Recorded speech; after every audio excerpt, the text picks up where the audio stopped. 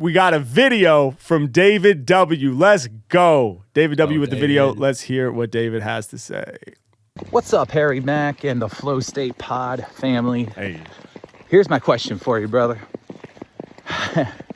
How does your videographer know that you're about to rap about a specific item, whether it be a sign or what it's something somebody's wearing?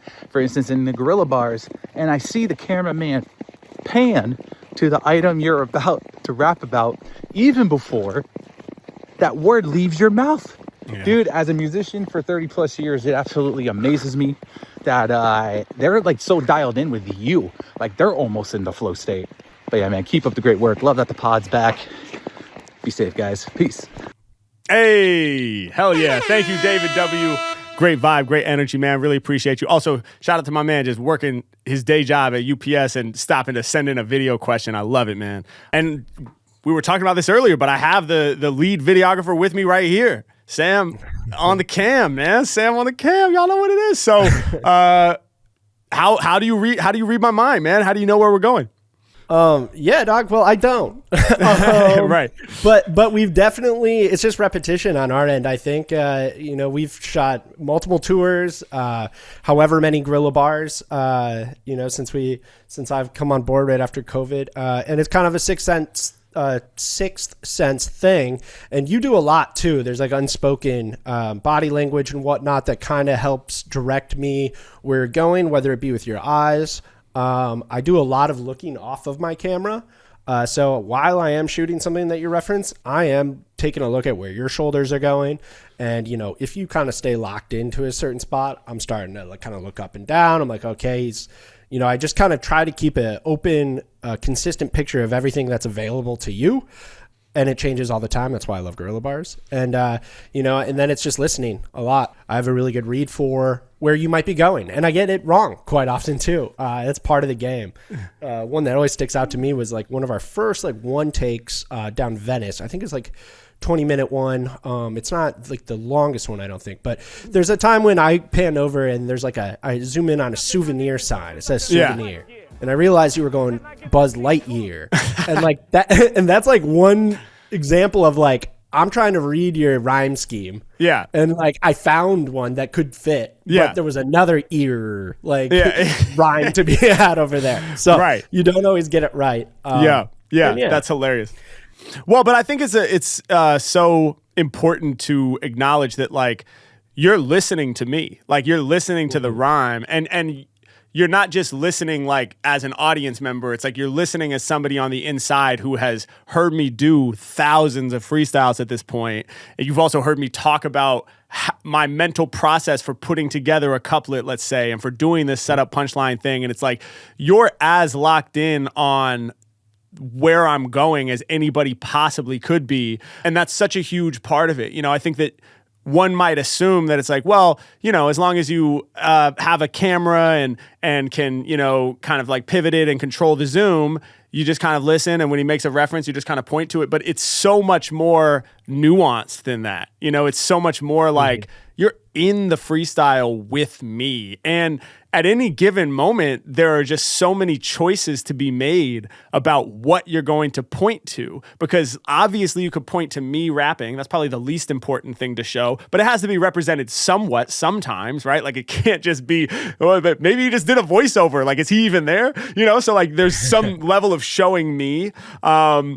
And then there's showing, if there's people reacting, there's showing their smiles and their reactions. That's probably the most important thing to capture, right? But then there's this layer of and why I say that's the most important is because that's the authenticity. That's, that's the whole David Blaine street magic thing. It's like David Blaine was like, don't show me as much. I mean, show just enough so they see the trick, but show them reacting to the trick because that's what's going to convince people on the other side of their TV screen that this is real. And I feel that freestyling is the same way. It's like when you see people's genuine reactions, that's very hard to fake. It's very hard to, if we had hired actors, it would be very hard, almost impossible to get the performances that we're getting without hiring A-listers in Hollywood. And then it would cost way too much to make Guerrilla bars. Plus it would be fake and I'm not with that shit. But yeah, so then there's the reactions and then there's my references, like you're talking about, what I'm actually rhyming with and seeing that coming and predicting that. So I think it's just so dope, man, that we've been doing this together for as long as we've been doing it. And there's just this unspoken kind of dance that we're doing. And I kind of know, like I'm seeing you in my periphery and I know that you're on it and you're nodding and you're moving towards the thing. And it's just very fluid. It's like you said there, like a lot of it is like kind of committing too. So it's like, if I'm going down to capture like some shoes right now, like that decision's made. Like you can't get caught halfway like, oh no, like this isn't the reference. And then, like it is just kind of a flow state with you. Yeah. And yeah, Guerrilla Bars it's not a perfect formula because Guerrilla Bars is literally like, okay, now some people popped up with like pogo sticks in the back, like literally like something that I'm like, can I get a shot of that? Like, so it's just super fluid. It's one of the most fun things to film. And I actually pulled, I saw this come in from David and I had this clip pulled from a recent Guerrilla Bars. Sick. And in this clip, so we're shooting Guerrilla Bars in I think Washington Square Park. Yep. Shout out Mikey, by the way. He's filming back here. We didn't mention him earlier, but he also shoots our B cam sometimes when Khan's not around. Yes.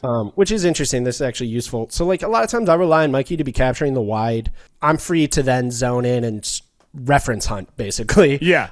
So that's a huge part of it. Hell yeah. But in this clip, there's basically a second group is formed.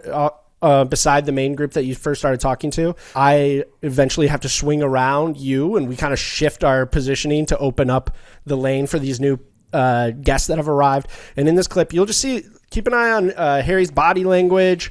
That's kind of the main guiding thing here. You'll see someone kind of point at something as a suggestion. Hey, rap about this bike company name on my bike, and I see you nod. I'm like, okay, Harry saw him do that. Yeah. He's probably not going to get to it right here, but I'm keeping that in my head, and it ends up being really useful to capture that reference smoothly right as you deliver the punchline, basically. Hell yeah. All right, let's check this out.